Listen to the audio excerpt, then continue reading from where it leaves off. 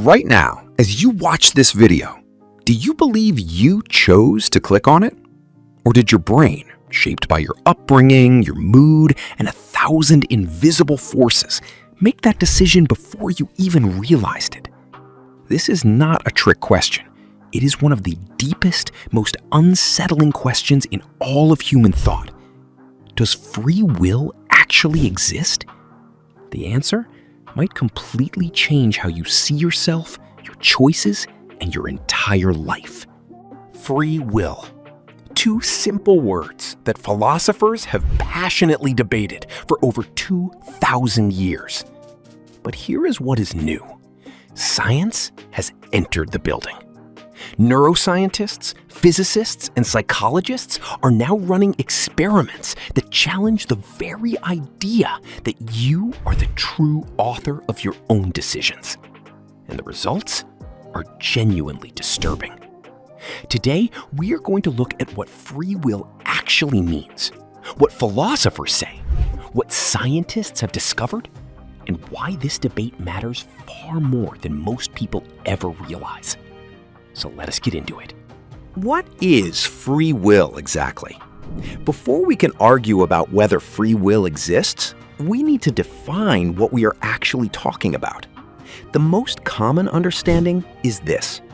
You have the ability to make choices that are genuinely yours, not determined by your genes, not pre-programmed by your childhood, not forced by the laws of physics.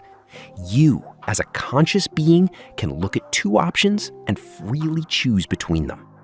Philosophers call this libertarian free will. And no, that has nothing to do with politics. Then there is a softer version called compatibilism. Compatibilists argue that free will can coexist with determinism. Even if every event is caused by prior events following fixed laws, your choices can still count as free as long as they come from your own desires and reasoning, rather than from external force. And finally, hard determinists say free will is simply an illusion. No matter how real it feels, you were never truly in control. The philosophical case. Philosophers who defend free will have been making their case for centuries. Immanuel Kant argued that free will is a necessary assumption for morality to make any sense at all. If you have no real choice in your actions, how can you be held responsible for them? How can we praise a hero or condemn a criminal if they were simply following a script written into them at birth? Jean-Paul Sartre went even further.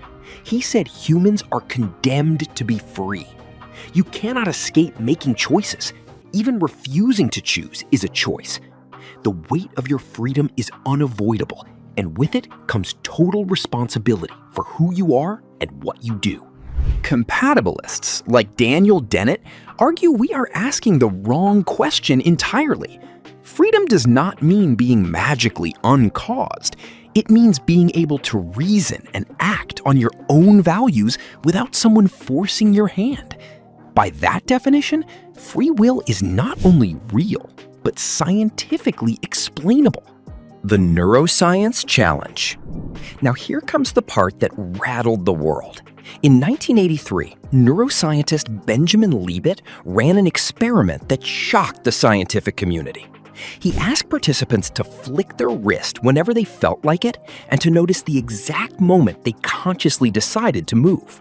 Meanwhile, he carefully measured their brain activity. What he found was astonishing.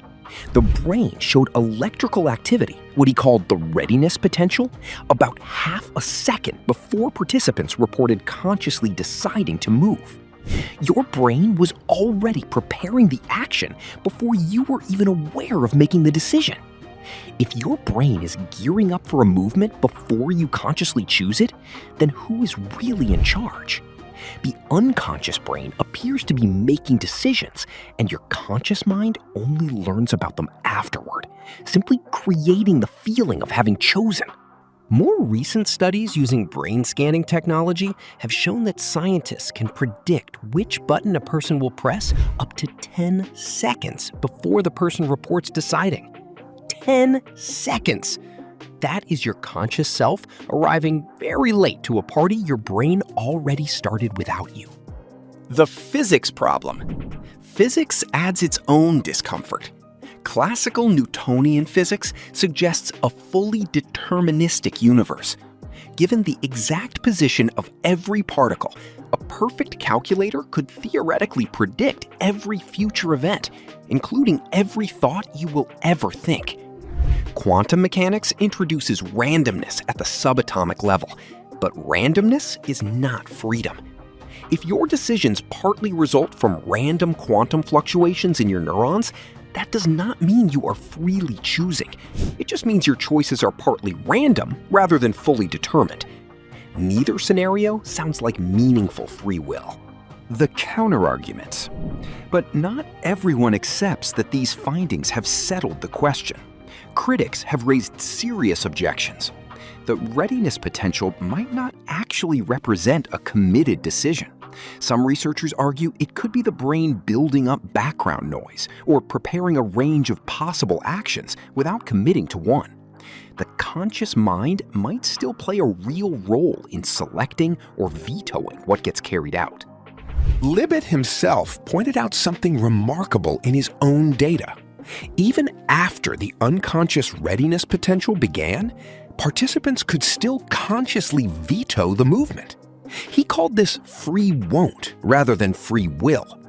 Even if we do not initiate actions consciously, we might retain the power to override them. That is still a meaningful form of agency. Philosopher Alfred Mealy also argues that flicking a wrist is nothing like real human decision-making about careers, relationships, and values. Drawing sweeping conclusions from such a trivial act is simply not justified by the evidence. Why this debate matters. So why does any of this matter beyond a philosophical debate? The stakes are enormous and deeply practical. Consider the criminal justice system. If people truly lack free will, then punishment as retribution makes no moral sense. You cannot justly punish someone for something they could not have done otherwise. This shifts the argument strongly toward rehabilitation and public safety rather than blame and revenge. There is also a psychological dimension. Research shows that when people are exposed to arguments against free will, they tend to behave worse. They cheat more, help others less, and feel less personally accountable. Believing in free will, even if imperfect, seems essential for ethical behavior and long-term personal well-being. Maybe free will is not about escaping your nature. Maybe it is about acting from your deepest nature. And maybe the most honest and empowering thing you can do is take seriously the forces that shaped you while still holding yourself accountable for what you do next. The question of free will will not be resolved in a single video, but thinking seriously about it might be one of the most important things you ever do, because how you answer it changes everything about how you live.